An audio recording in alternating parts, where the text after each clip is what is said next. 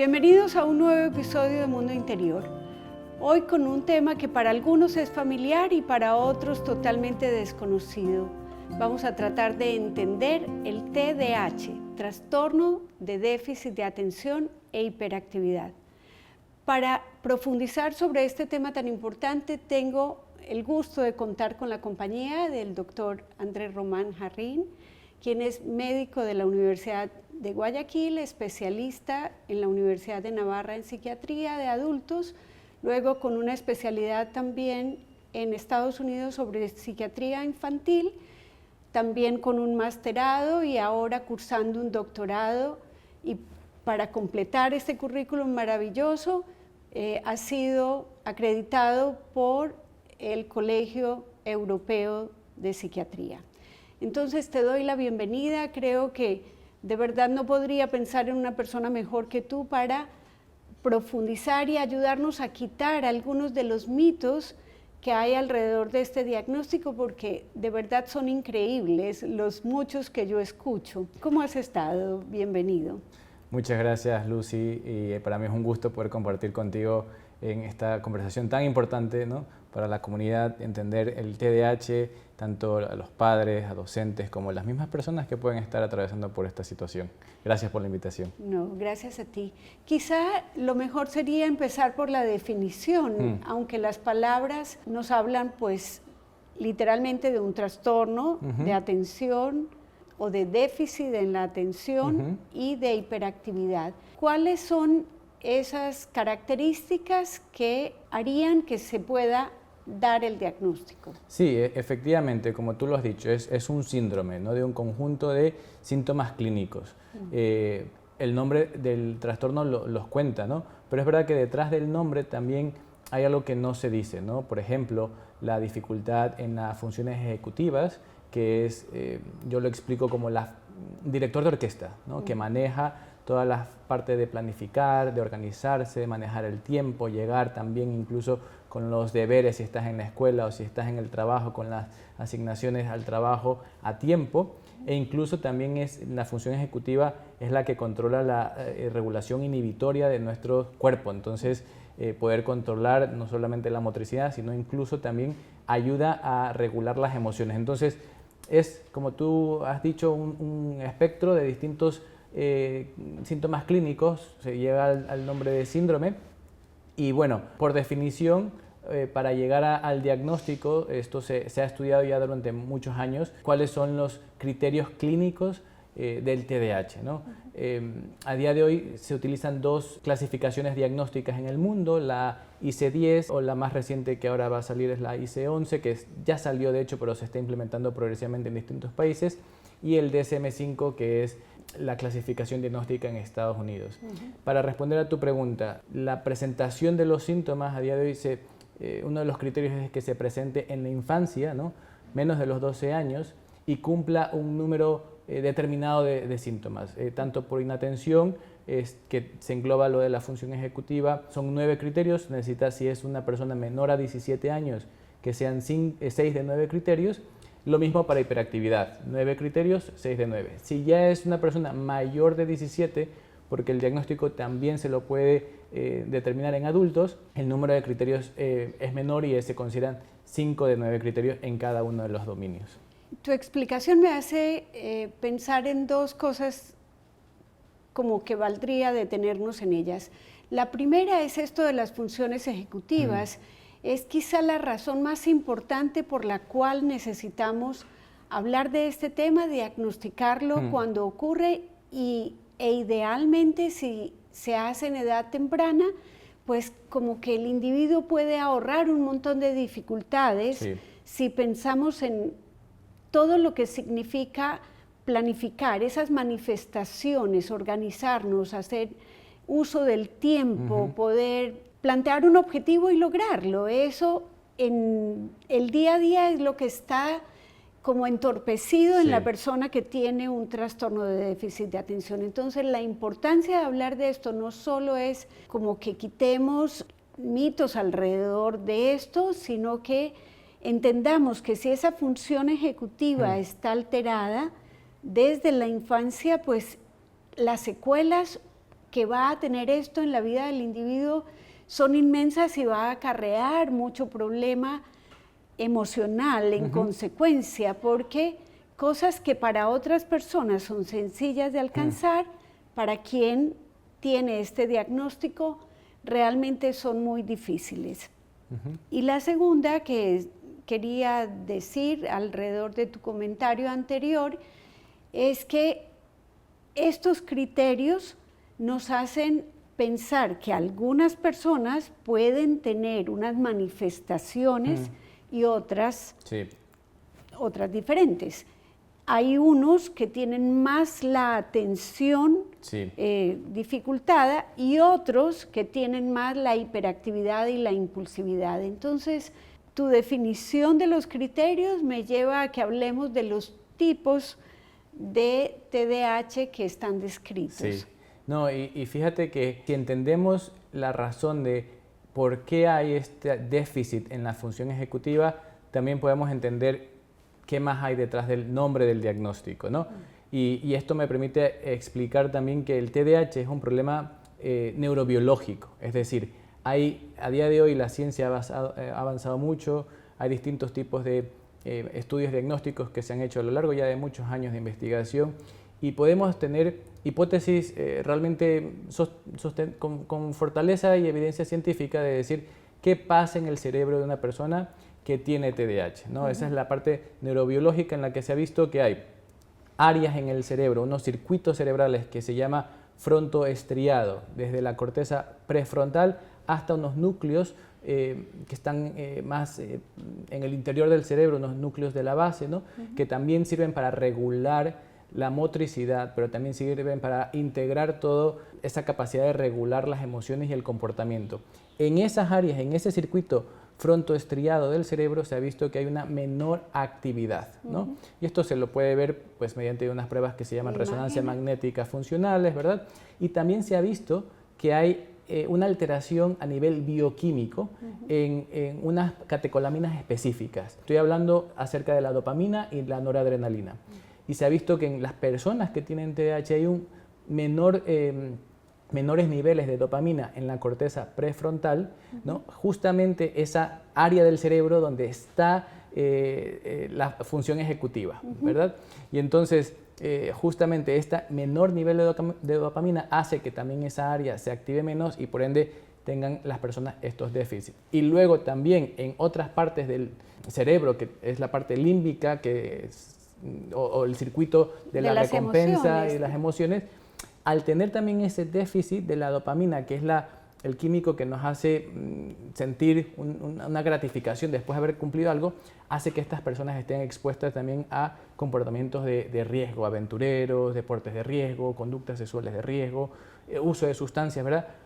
Se cree que puede ser por ese déficit de esa dopamina. Entonces, lo que quiero decir aquí es que hay un trasfondo neurobiológico fundamentado por el cual las personas experimentan estos síntomas, ¿no?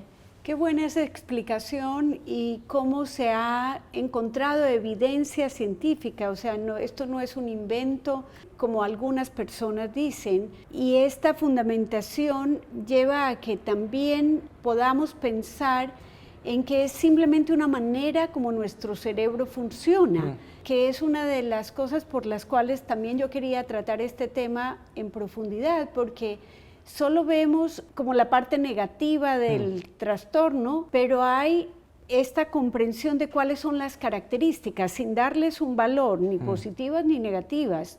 Naturalmente, si ponemos esas características al servicio de la creatividad, seguramente van a ser extraordinarias, pero si las ponemos al servicio de hacer los deberes en un niño que preferiría estar haciendo otra cosa, naturalmente eso se va a ver interferido, esa función o esa actividad, porque él no va a encontrar como la forma de regularse a sí mismo, de conducirse a sí mismo a hacer eso que debe, y tampoco va a encontrar como los caminos que le permiten cumplir con todas las demandas que, por ejemplo, tiene la escuela normalmente. Entonces, volvemos a que esto es necesario que lo comprendamos y que le quitemos la idea o de que es un una cosa que nos inventamos ahora Claro. los psicólogos y los psiquiatras, como a veces he escuchado decir.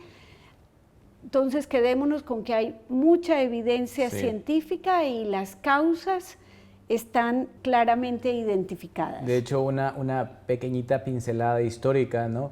En 1775, porque me repasé el tema, en 1775 fue la primera vez que un médico alemán describió, ¿no?, las características del TDAH. En 1900, a inicios de 1900, un médico inglés publicó el primer artículo científico y bueno, ya en 2025 hay una barbaridad de consensos internacionales acerca de esto que estamos hablando, nuevamente dándole solidez a la realidad, ¿no?, de cómo el cerebro de las personas que tienen TDAH funcionan y cuáles son sus características y bueno, hablaremos un poco más de diagnósticos y tratamientos y demás, pero a decirles a las familias, esto no es un invento moderno, ¿no? Esto ha estado presente durante muchos años y afortunadamente la ciencia va avanzando y nos va permitiendo entender un poco más cómo ayudar. En esa comprensión me gustaría que también nos aclares cuáles son esos subtipos, porque Sí. decíamos que a veces este conjunto de síntomas son muy interfirientes con el normal desempeño del niño o Sí. del adulto. Cuando no se ha diagnosticado, tal vez ha llegado pues a vivir con esto sin comprender bien qué era lo que le pasaba y de pronto veo yo como bondadoso el que se pueda hacer un diagnóstico en la edad adulta como una forma de que primero el individuo entienda por qué algunas de las cosas que le han sucedido en su vida y que al mismo tiempo encuentre un camino para lidiar con esas características que, como digo, van a veces en contra de lo que el medio educativo normal, entre comillas, el más común, el que usamos en casi todo el mundo, pues va no favoreciendo el aprendizaje de personas que tengan este diagnóstico. Sí, sí. Y a nivel pues didáctico o clasificatorio, si se puede decir, se ha determinado que hay la presentación inatenta, ¿no?, en la cual la persona pues experimenta dificultades para mantener la atención, comete errores por descuido, le cuesta estar mucho tiempo en actividades que requieren mucho esfuerzo mental, tiene dificultades para organizarse en sus actividades, desde mantener el cuarto ordenado, útiles escolares, ¿no?, llegar a tiempo a sus obligaciones, ¿no?, o incluso simplemente esta distractibilidad, ¿no?, de no poder mantenerse concentrado mucho tiempo, ¿no? Entonces esa es la presentación inatenta. De acuerdo. Luego está la presentación hiperactiva e impulsiva, que pues efectivamente, ¿no?, se ve una persona que tiene como un motor por dentro, siempre acelerada. Mucha necesidad de movimiento. Exacto, hablando mucho, incluso pues teniendo esta dificultad de ser paciente, interrumpiendo a otras personas pues, al conversar o interactuar con otras personas, ¿no? Entonces esa sería más como la parte hiperactiva e impulsiva. Y luego, como es un síndrome tan heterogéneo, hay personas que pueden tener un conjunto, ¿no?, y eso es la presentación combinada. Combinada. Importante señalar que el inatento, en mi experiencia, yo recuerdo mucho tener una persona que me decía, mi hijo es crónicamente desobediente. Quizá es más difícil diagnosticar cuando es desatención, principalmente porque, como hablamos, esto es un abanico, se puede presentar más el conjunto de síntomas relacionados con la inatención, otros la hiperactividad, ese quizá es más evidente porque Sí. pues difícil ocultarlo, y combinado pues cuando hay ambos. Pero el desatento normalmente se ve como desobediente y entonces en el ejemplo de estos padres que me decían que su hijo era crónicamente desobediente, yo normalmente no atiendo niños, pero ellos me hablaban de la dificultad que tenían entre ellos para criar este niño, que así lo describían. Yo les puse a hacer un ensayo muy simple y era pedirle al niño que fuera a la cocina y trajera un vaso con agua. El niño iba a la cocina y se devolvía y pasaba por el lado de los padres sin nada. Sí. Esa era uno de los argumentos de que era crónicamente desobediente. Cuando yo les planteaba, es posible que su hijo haya ido a la cocina obedientemente y no haya recordado para qué fue, y entonces se devolvió y pasó por el lado de ustedes porque él ni siquiera tiene la conciencia de que no hizo algo debido. Entonces, esas pequeñas señales nos pueden mostrar que dar dos instrucciones al mismo tiempo pueden ser indicadores para padres que tengan niños que de entrada los clasifican como desobedientes o irreverentes o desafiantes. Valdría la pena preguntarse si es que ese niño ha captado la instrucción o la ha retenido, porque esta es otra de los mitos que aprovecho para hablar, y es que nada tiene que ver esto con la inteligencia, no es una dificultad para captar la información, es una dificultad para mantener la atención, es como que la película le pasara muy rápido. Sí. Es quizá una forma de verlo. Sí, no, y lo que tú dices, yo también en la consulta recibo padres que me dicen, pues es rebelde, es vago, no hace caso, ¿no? Y yo a veces cuando escucho otras formas de referirse al paciente, a su hijo, y voy pensando, esto de aquí son síntomas que hay que explorar un poco más a ver si no hay una dificultad en las funciones ejecutivas. Y la presentación de estos síntomas cambian a lo largo del tiempo. Entonces, a día de hoy se puede determinar que en la etapa más temprana de la vida, pues preescolar, escolar, adolescente, ¿no? Sobre todo predominan los síntomas de hiperactividad e impulsividad. Pero se ha visto que con la evolución en el tiempo, ya cuando la persona pasa a la etapa adulta, debido a que el cerebro termina de madurar, porque el cerebro humano termina de madurar sobre los 25 30 años, ¿no? Sí tiene una mayor capacidad de control inhibitorio, y entonces la persona, aunque no está saltando muebles y trepando árboles, puede mantener con esta sensación de inquietud y necesidad de moverse, pero lo que más predomina es los síntomas de inatención, ¿no? Incluso en la etapa adulta, ¿no? Que eso ya conlleva con muchísimas otras consecuencias, ¿no? A nivel, pues, laboral.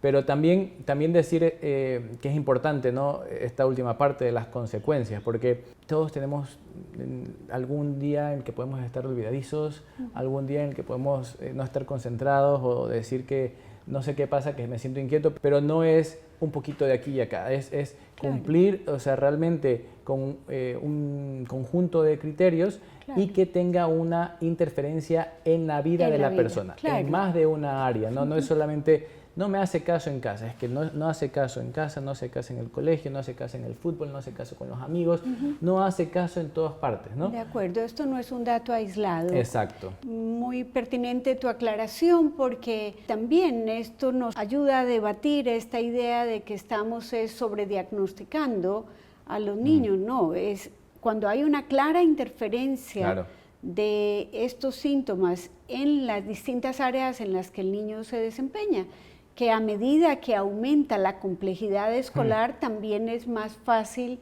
encontrar el diagnóstico. Quizá a los 5 o 6 años, que la demanda no es tanta o que el niño se puede mover con más libertad, tal vez ahí no se nota tanto, pero a medida que aumenta la demanda de vamos a pasar periodos de clase de 40 minutos en los cuales se pide una actividad continuada por más de 10 minutos, entonces ahí el niño va a presentar una clara dificultad para realizar esa actividad. Me llevaba también tu comentario anterior a preguntarte, ¿hay una clara diferencia en la manifestación entre hombres y mujeres?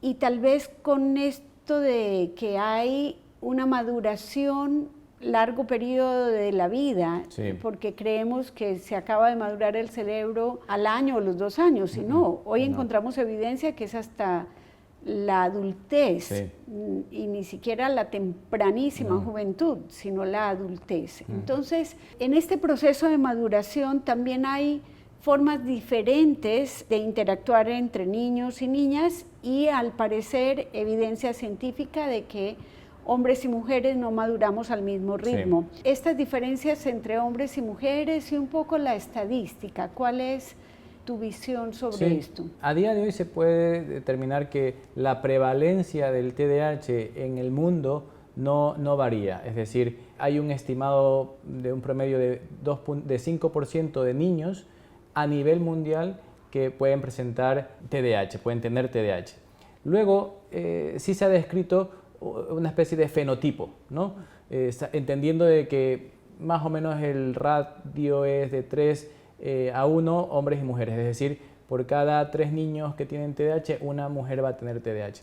Y esto del fenotipo que hablo es la forma en la que se expresa el TDAH. Entonces, en los niños se puede expresar un poco de conductas más externalizantes, esa parte más hiperactiva, esa parte más impulsiva, que incluso puede hacer, pues, llamar la atención de los profesores de que no hace caso o que es rebelde, mientras que se ha visto que en las niñas se puede presentar de una manera más sutil, inatenta, exactamente, ¿no? Y bueno, y por esta misma parte de la heterogeneidad del síndrome y también entendiendo el contexto de que efectivamente hay distintos procesos evolutivos en la maduración, si es de hombre o de mujer, pues entonces la expresión del TDAH es bastante heterogénea. De hecho, no todas las personas tienen los mismos síntomas, ¿no? Es muy heterogéneo, pero sí hay evidencia de que la expresión, sobre todo a temprana infancia, es distinta en chicos que en chicas. Hace más de 40 años que yo asistí a la universidad y en mi época se estudiaba la disfunción cerebral mínima. La disfunción cerebral mínima, entendiéndose que sí, que era un problema de maduración, y en esa época se creía que iba a durar estos síntomas hasta que ese individuo madurara. Hasta la adolescencia se creía que había una tendencia bastante grande a medida que avanzaba la maduración del cerebro en que iban a desaparecer muchos de los síntomas. ¿Cuál es la evidencia científica alrededor de eso? Que, como digo, ya no lo llamamos disfunción, porque como hablamos ahora antes de estar al aire, esto es una forma de nuestro cerebro estar cableado. Correcto. No es realmente, o sea, es muy importante que no vean esto ni como una enfermedad, ni como una imposibilidad de desarrollarse en la vida. Digo, padres, educadores, entender el TDAH es la forma como podemos facilitar que estas personas logren tener las acomodaciones necesarias para que su desarrollo se dé bien. Pero no va a haber una limitación si se cuenta con esas variables y con el tratamiento indicado. Correcto, sí. De hecho, lo que se sabe a día de hoy es que efectivamente hay un porcentaje que es un poco menos de la mitad, en torno al 40% de las personas que son diagnosticadas de TDAH en la infancia, que por esa misma capacidad de maduración del cerebro que sí demora sobre los 25 o 30 años a que esté realmente todo el cerebro conectado. Eso es algo que se llama un proceso de mielinización, en el que las distintas áreas del cerebro se comunican entre sí. Y eso va de manera, pues, evolutiva para la supervivencia del ser humano, ¿no? Desde la parte muy sensorial y motriz desde los bebés hasta una parte más integrada para que todos los adultos, pues, podamos funcionar correctamente. Entonces, esa madurez del cerebro con el tiempo puede ser la razón por la cual un 40% de personas diagnosticadas con TDAH en la infancia no tienen ya TDAH en la etapa adulta. Y eso también quiere decir que más de la mitad de las personas que son diagnosticadas de TDAH en la infancia lo tienen en la edad adulta, pero efectivamente no es una razón que incapacite o imposibilite cumplir metas y sueños, sobre todo cuando están apoyados con tratamientos médicos, psicoterapéuticos que les permitan alcanzar sus metas. De acuerdo.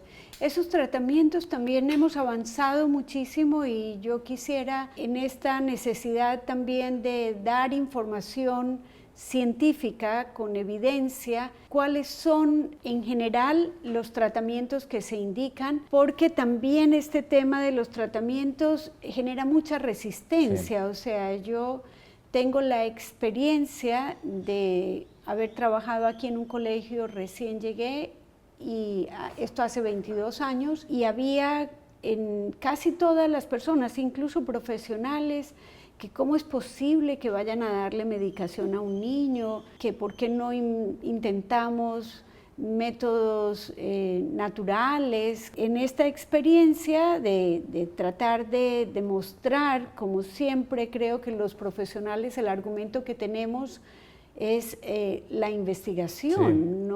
Esto no es un tema de opiniones, es un tema de miles y miles de datos de investigación, y ahora señalaste cómo esto es transcultural, o sea, no es que es en nuestro sistema educativo, no, es en el mundo. Y si hablamos de 5 niños de 100, que a veces podrán ser hasta 8 de 100, entonces es muy fácil que tengamos en casi cualquier ambiente en el que nos desenvolvamos, va a haber personas que luchan con esta manera de sentir, pensar o dificultad para llevar a cabo estas funciones ejecutivas. Volviendo a la pregunta o haciéndola más concreta, ¿cuáles son las evidencias científicas para los tratamientos? Hace 4 años ya salió un consenso de expertos que recopila cientos de ensayos clínicos aleatorizados doble ciegos, que es el mayor nivel de evidencia, ¿no?, que los combina en algo que se llama metaanálisis, que es un análisis, y en este consenso de expertos, del cual pues de hecho participó uno de mis mentores, el doctor César Soutullo, a quien con mucho cariño mando un saludo. En ese consenso de expertos se determinó, ¿no?, las recomendaciones de los tipos de tratamientos, ¿no?, en base nuevamente a todos estos estudios randomizados de altísimo nivel. El tratamiento de elección depende también de la edad del paciente, ¿no?, si es de preescolar, escolar o posteriormente, ¿no? Pero a nivel psicofarmacológico tenemos los psicoestimulantes y los no psicoestimulantes. ¿Qué quiere decir esto? Que una familia de los psicoestimulantes actúa sobre las catecolaminas, específicamente de la dopamina y la noradrenalina, y los no psicoestimulantes actúan con otras vías, ¿no? Y aquí en el país, afortunadamente, aunque tenemos una limitación de recursos, afortunadamente tenemos una de los tratamientos que tiene mayor evidencia, sobre todo para niños y adolescentes, que es el metilfenidato.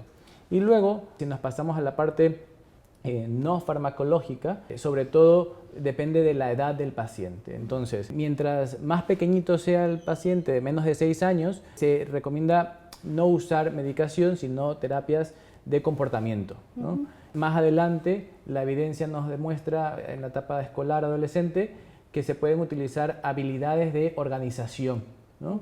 E incluso en la etapa adulta, también, además de estas habilidades de organización, terapia cognitiva conductual también tiene evidencia para ayudar en el manejo de la función ejecutiva. Entonces, va a depender un poco de la etapa de la persona. Gracias. Esta información, como te decía, yo recibo tanto o he recibido a lo largo de los años, especialmente resistencias hacia la medicación, y que me gustaría como que los padres que escuchan o los educadores sepan que algunos de los mitos asociados con esta medicación pues son eso, mitos, no son realidades. Hay evidencia de que ese medicamento ni va a producir adicciones, ni es que estamos sobrevendiendo un tipo de medicamento. Realmente nos decías, todos estos estudios ciegos con toda la evidencia, expertos han determinado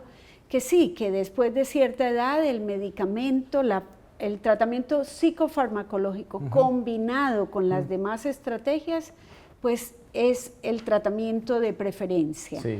Pero alrededor de la medicación, decía, hay muchos temores y me gustaría que aclares un poco sobre esos temores, particularmente con relación a los niños. Sí, mira, esto me trae un poco a la primera parte de la neurobiología del TDAH, ¿no? Las causas neurobiológicas. Y esto es para hacerlo muy didáctico. Entonces, el metilfenidato, que es el tratamiento que tenemos aquí a disposición en el país, lo que hace es inhibir la recaptación desde las neuronas, ¿no?, de estos químicos de dopamina y noradrenalina, y por ende hay mayor niveles de estas moléculas. Yo lo que les explico a los padres es como que si tuviesen, imaginen el cerebro de su hijo como si fuese un edificio de varios pisos y hay ciertas luces prendidas. no todas están prendidas. Entonces, al darle la medicación, se activa todas las luces del edificio y entonces el niño o el adolescente ya puede realmente hacer uso de sus funciones ejecutivas, ¿no? Y lo que les explico yo a los padres es lo que tú has dicho, ¿no? Esto no causa dependencia, no causa adicción, no los hace zombies ni le cambia la personalidad. Más bien, no solamente les ayuda a controlar sus síntomas, porque la medicación para el TDAH controla los síntomas. Es como lo estábamos hablando antes de la grabación. Es como si una persona tiene miopía, ¿no? Un niño tiene miopía y les das unos lentes, les das los lentes a tus hijos para que puedan ver bien y puedan jugar y puedan hacer deberes. Lo mismo con la medicación del TDAH. Claro, es exactamente lo mismo y la analogía, qué bueno que la pones, porque nadie discutiría la bondad de poner unos lentes, Correcto. Especialmente a un niño miope, o cómo le pide uno al niño que no ve el tablero, que se esfuerce, que por favor ponga de su parte si él no ve. Pero si le ponemos los lentes, el mundo le va a cambiar. Sí. Y es también esta visión objetiva de qué es el TDAH y tu formación científica y esta visión integral, lo que más queremos mostrar, que hay la necesidad de tratar oportunamente para que nos ahorremos ese montón de consecuencias que trae. Por ejemplo, estar en un salón de clases sin ver el tablero. Entonces, ese niño que no tiene todas las luces prendidas, que no tiene la función ejecutiva en su plenitud o que no la puede llevar a cabo, entonces con la medicación lo único que va a hacer es facilitar ese proceso. Sí, y también lo que añado después de lo que estamos comentando es previene muchísimas consecuencias negativas el inicio de un tratamiento. Entonces, ¿cuáles son las consecuencias negativas de no tratar?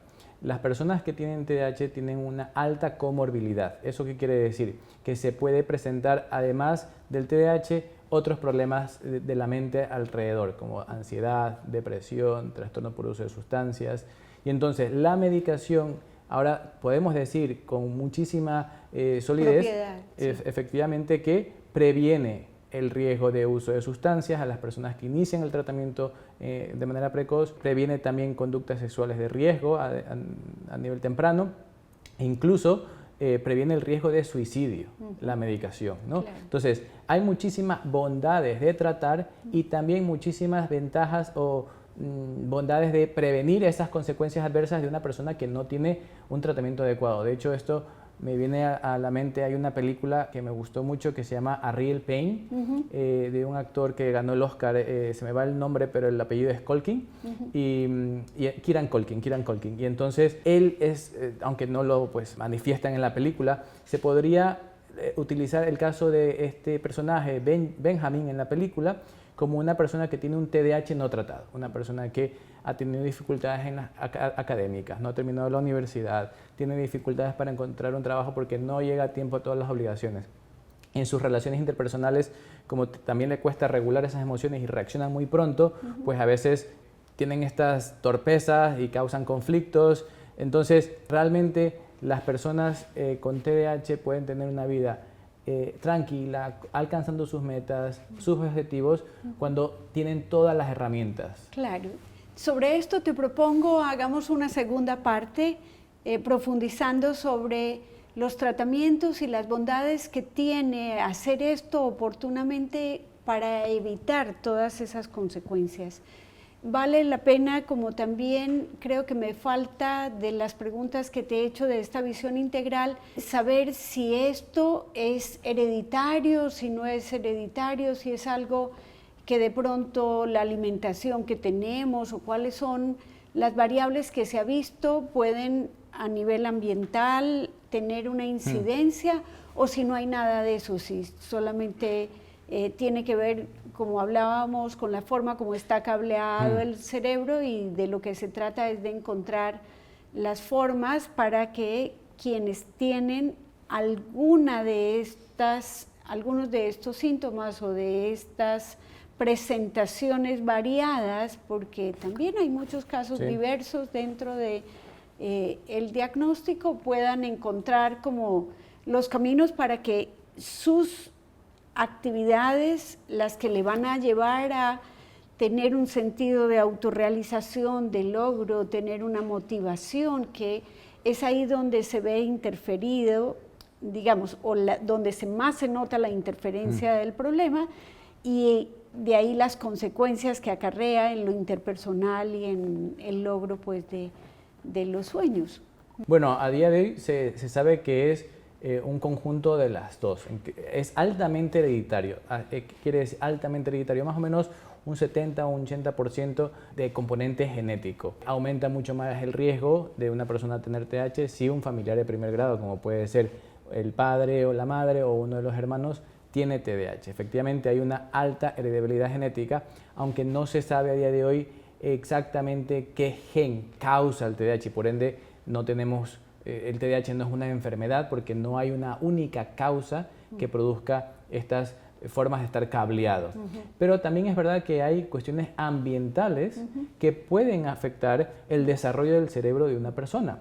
Causas ambientales como, por ejemplo, el fumar durante el embarazo.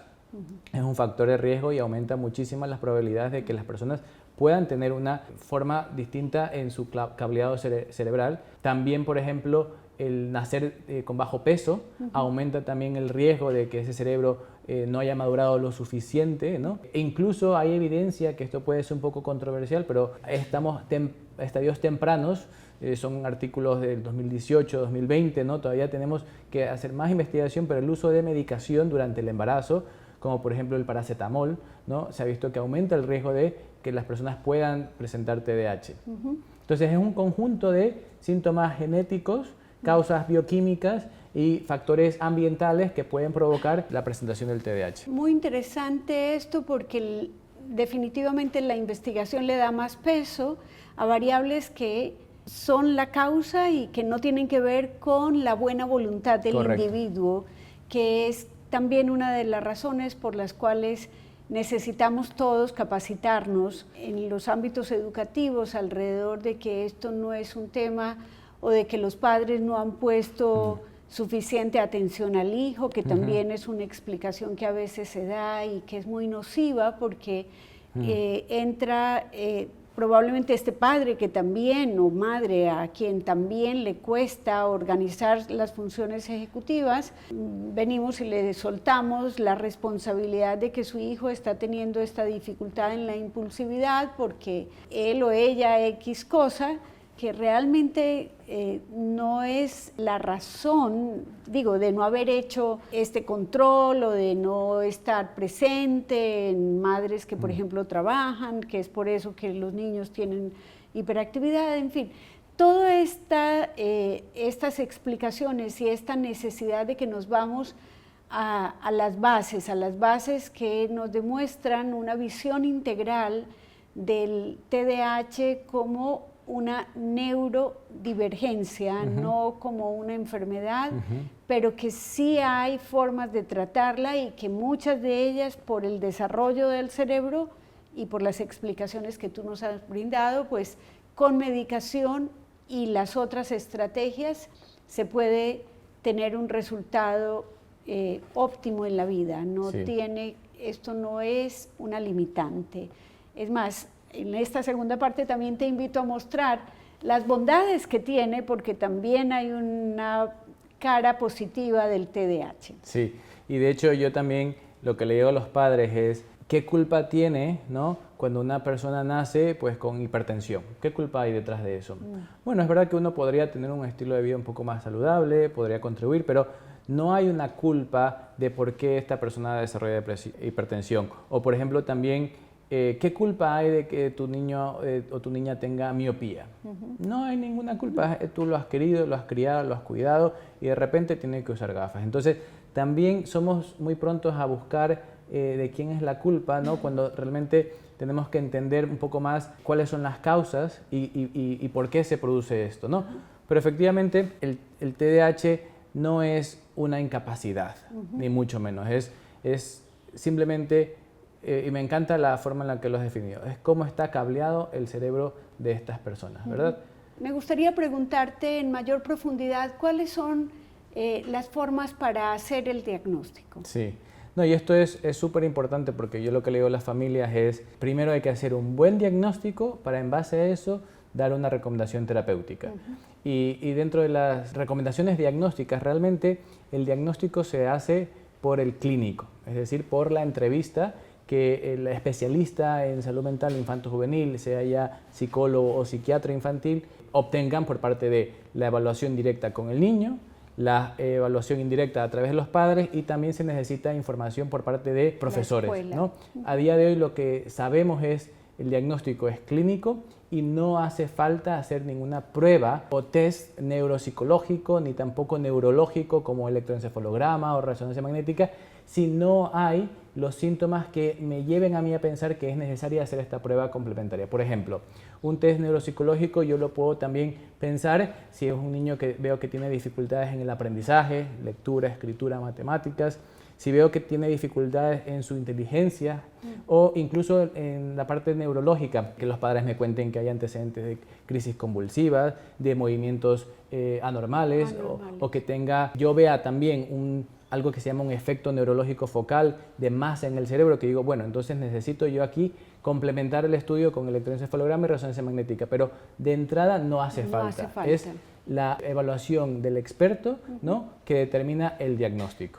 De acuerdo, qué importante para los padres y educadores porque es un conocimiento clínico, es una estrategia de observar al paciente y de contestar una serie de preguntas con cada una de los adultos que estén en contacto con ese niño y que lo vean interactuar en los distintos ambientes en los que él se desenvuelve. Así es. Muchísimas gracias, creo que hemos dado una visión de conjunto sobre qué es el trastorno, cuáles son los tipos, cuáles son las causas que pueden estar detrás y las estrategias de diagnóstico. Hemos mencionado un poco sobre el tratamiento por razones de tiempo y de que es tan importante este tema. Me gustaría que hagamos una segunda parte donde nos enfoquemos no solo en qué podemos hacer frente al tratamiento, particularmente también cuando se trata de un diagnóstico en la edad adulta y adicional a eso, esta mirada de que también hay unas bondades del TDAH. Muchísimas gracias. Gracias a ti, Lucy. Será un gusto compartir nuevamente.